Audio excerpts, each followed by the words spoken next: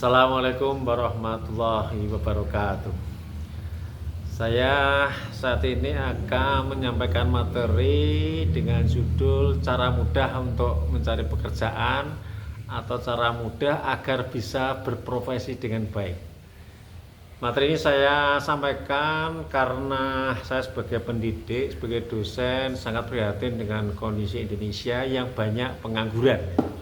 Ini rekan-rekan seluruh Indonesia saya beri tips agar anak-anak kita atau kita sendiri bisa mudah untuk mencari pekerjaan atau berprofesi dengan baik.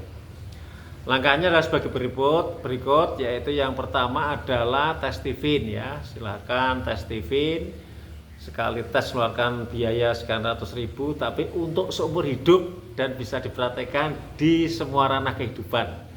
Pada kesempatan ini akan kita praktekkan di dunia profesi atau tempat kita bekerja. Setelah tes TIVIN nanti ya, sebelum kuliah tentunya tes TIVIN-nya itu untuk anak-anak kita agar kita bisa menentukan jurusan yang tepat ya. Menentukan jurusan yang tepat. Nah, setelah menentukan jurusan yang tepat, saya ingin mengupas tentang pendidikan tinggi di Indonesia ya. Pendidikan di universitas atau perguruan tinggi di Indonesia.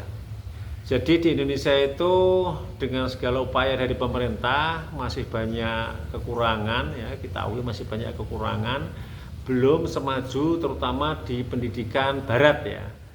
Terutama untuk pendidikan yang non keislaman. Kalau pendidikan keislaman ya kiblatnya tetap Timur Tengah ya. Tapi kalau di luar keislaman, profesi di luar keislaman berarti kita kiblatnya biasanya ke Eropa. Jadi ada perbedaan prinsip perguruan tinggi di Indonesia dengan yang di Eropa ya, yaitu bahwa di Eropa itu antara ilmu di bidang akademisi dengan kompetensi itu menyatu di kampus, menyatu di tempat kuliah. Apa yang disebut dengan kompetensi? Kompetensi itu tiga hal yang mencakup tiga hal yang menjadi satu kesatuan. Yang pertama adalah ilmu, yang kedua adalah skill atau keterampilan, dan yang ketiga attitude ya. Kita singkat ISA, ilmu, skill, attitude. Attitude itu apa sih? Attitude itu sikap kalau terjemahan bebasnya. Kalau versi Stephen mengandung 4 hal, yaitu personality, mentality, morality, dan spirituality. Jadi satu kesatuan dari ISA tadi ini disebut kompetensi, ilmu, skill, dan attitude ya. Nah, kalau di luar negeri ya, misalnya di dunia yang saya geluti teknik mesin, seorang profesor bidang pengelasan, maka dia juga bisa mengelas dengan baik gitu. Kalau profesor di Indonesia bidang pengelasan biasanya ya dia bisanya teori, menganalisa. Suruh mengelas belum tentu bisa dan banyak tidak bisanya. Karena memang settingan di Indonesia itu antara teori akademisi di kampus dengan kompetensi yang terbentuk itu terpisah ya. Contoh, hanya ada beberapa jurusan di Indonesia ini yang secara formal ada akademis, ilmu secara akademisi plus kompetensinya itu menyatu di kampus, itu hanya ada beberapa jurusan. Contoh, jurusan hukum, Anda lulus sarjana hukum, ambil sertifikasi kompetensi akhirnya menjadi advokat atau PPAT ya, pejabat pembuat akta tanah. Kemudian kalau sarjana ekonomi ambil sertifikasi profesi menjadi akuntan ya. Selanjutnya ada sarjana kedokteran, jadi Anda kuliah kedokteran 5 atau 6 tahun itu teori, gelarnya esket sarjana kedokteran, itu gelar secara akademisi ya. Kemudian dia harus ambil koas itu adalah sertifikasi profesi dokter, koas lulus 2 tahun baru punya gelar dokter. Perawat, nurse ya, sertifikasi profesinya nurse. Sarjana farmasi ambil sertifikasi menjadi apoteker ya. Kemudian setahu saya hanya itu, yang lainnya tidak ada. Maka kalau Anda kuliah di luar yang saya sebutkan tadi yang tidak ada sertifikasi kompetensi secara formal di kampus, ya Anda kemungkinan besar akan menganggur. Ya. Kenapa? Karena ijazah sarjana itu menurut saya, ya, bahasa saya ini adalah syarat untuk melamar pekerjaan. Sedangkan sertifikasi kompetensi ini adalah jaminan Anda bisa bekerja. Ya. Misalnya ini, saya teknik mesin. Ada lowongan kerja dibutuhkan satu teknik mesin IPK 2,75 misalnya. Saya untuk bisa melamar itu pakai ijazah S1. Tapi ketika tes wawancara, yang pewawancara tadi mengatakan ke saya, Pak Sofyan punya sertifikasi apa? Tidak punya. Ya berarti saya nggak punya kelebihan apa-apa. Saya yang bisa teori.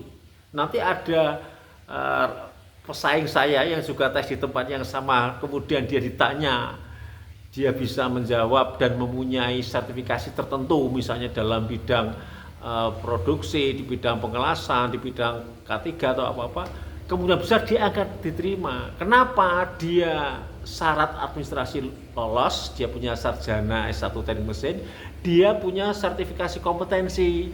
Ini fungsinya, sertifikasi kompetensi adalah jaminan untuk bisa kerja. Yang jadi pertanyaan sekarang, kalau kita kuliah di jurusan yang sesuai dengan bakat kita, kok tidak ada sertifikasi kompetensi di kampus, terus bagaimana Pak Sofyan? Cari di luar, ya. Baik swasta maupun yang diselenggarakan oleh pemerintah, ya, tapi bukan di kampus, di luar kampus oleh departemen tertentu, silahkan, ya. Misalnya contoh, ya, saya kasih contoh yang di bidang saya dulu, ya, teknik mesin. Teknik mesin itu angkatan saya sampai tahun 2000-an tidak ada sertifikasi kompetensi. Sekarang ada di kampus yang namanya sertifikasi kompetensi selama setengah tahun, kalau nggak salah, atau 2 semester setahun, itu nanti dapat gelar insinyur IR, ya. Sebelum saya mungkin angkatan 80-an itu ketika sarjana teknik lulus jadi insinyur. Sekitar tahun 90-an itu diganti ST, sarjana teknik. Nah sekarang insinyur itu adalah sertifikasi profesi di bidang teknik. Tapi isinya apa? K3, ya. Ya, K3 itu keselamatan kerja, ya, intinya tentang keselamatan kerja, dan itu sifatnya manajemen dan umum, ya. Fungsinya hanya sekedar ketika kita bekerja di perusahaan itu ada dapat proyek dari pemerintah maupun dari swasta, kemudian untuk sarjana tekniknya dibutuhkan sertifikasi profesi namanya insinyur. Nah, sertifikasi profesi kita insinyur itu bisa digunakan untuk mengajukan proyek tersebut. Nah, tapi kalau di luar itu silakan ambil di luar kampus, baik lembaga dari negeri maupun dari swasta, ya. Kalau di teknik mesin itu ada yang namanya sertifikasi internasional, ya, namanya B4T Bandung. Itu ada macam-macam, itu ada pengelasan, kemudian kalau nggak salah boiler itu untuk memanaskan air, dan air itu digunakan untuk produksi, ya. Penjelasan detailnya nggak perlu saya sampaikan, nanti malah terlalu melebar penjelasannya. Intinya di sana ada sertifikasi profesi level internasional untuk anak-anak jurusan lulusan D3 teknik mesin maupun S1 teknik mesin. Nah, dengan kita sudah tahu jalur ambil sertifikat profesi, misalnya Anda kuliah teknik mesin tidak harus negeri. Yang penting teknik mesin swasta manapun, yang penting akreditasinya minimal B. Kalau C, kadang-kadang tempat untuk ambil sertifikasi menolak, ya, karena masih dianggap kurang, kualifikasinya kurang, ya. Cari yang akreditasi B, bisa dicari internet, perguruan tinggi A, jurusan teknik mesin, akreditasinya apa, B, silakan masuk.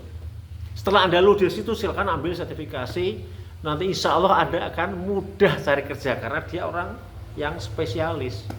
Anda punya sertifikasi kompetensi yang memang Anda ahli secara mendalam di bidang itu, spesifik. Demikian juga di bidang-bidang yang lain, misalnya teknik sipil, itu setahu saya yang kayak di BLK ya, itu sertifikasi berbagai jurusan bisa silakan ambil di sana, itu levelnya nasional.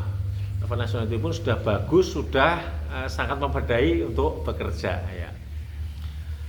Kalau kita kuliah di jurusan tertentu dan tidak ada sertifikasinya, ya kemungkinan besar kita akan nganggur, karena yang lulus dengan ijazah yang sama itu mungkin ribuan, sementara lowongan kerjanya cuma mungkin puluhan, ya kita akan ya berjibaku dengan rival-rival kita yang bisa jadi kita akan kalah di situ. Tapi ketika Anda berkompetisi dengan rekan yang lain satu jurusan, IPK-nya dia lebih tinggi, tetapi dia nggak punya sertifikasi profesi, maka Anda bisa memenangkan persaingan untuk masuk ke perusahaan tersebut ya. Itu ya, silakan. Kemudian muncul pertanyaan lagi.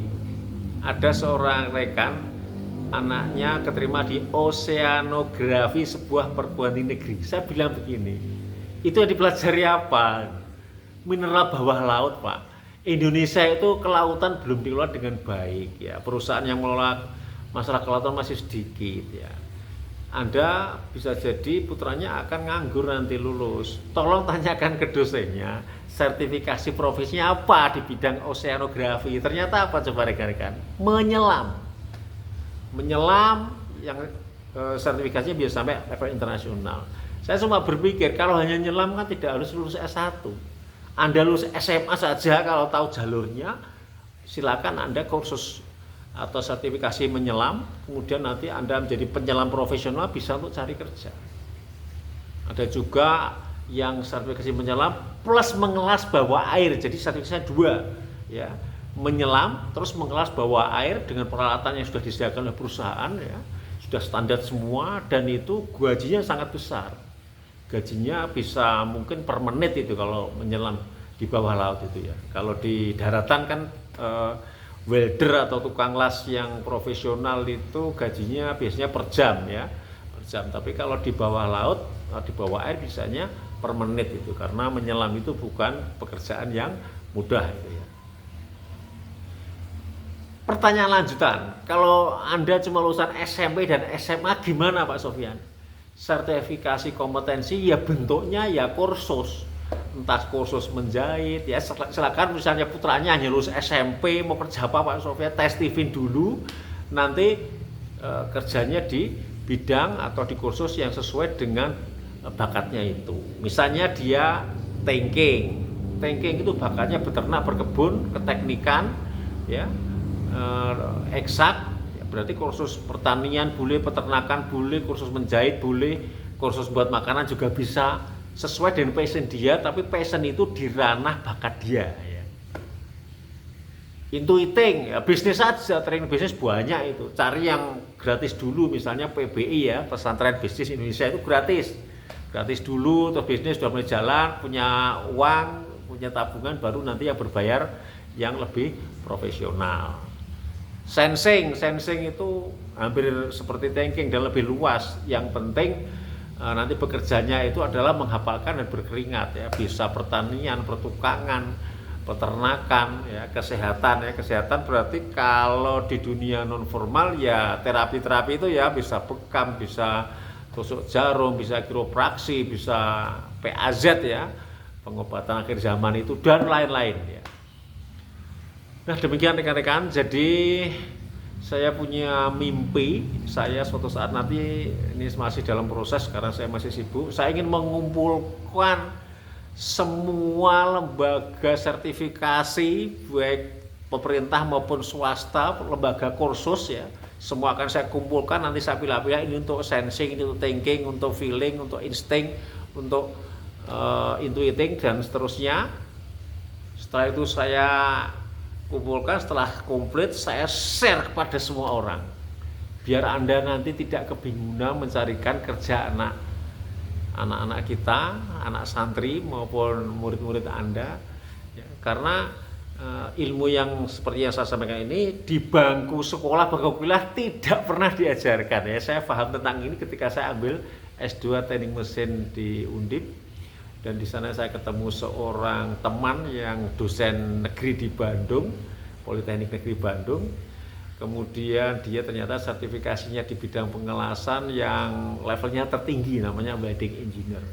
Dari itulah wawasan saya terbuka bahwa Indonesia itu tidak majunya karena dipisah antara akademisi teori di kampus dengan kompetensi. Demikian rekan-rekan, mudah-mudahan bermanfaat. Kalau Anda ingin lebih mendalam tentang materi saya ini, silakan japri ke WA saya atau komen di kolom komentar YouTube saya. Demikian dari saya, mudah-mudahan bermanfaat. Saya Sofyan Abdillah. Assalamualaikum warahmatullahi wabarakatuh.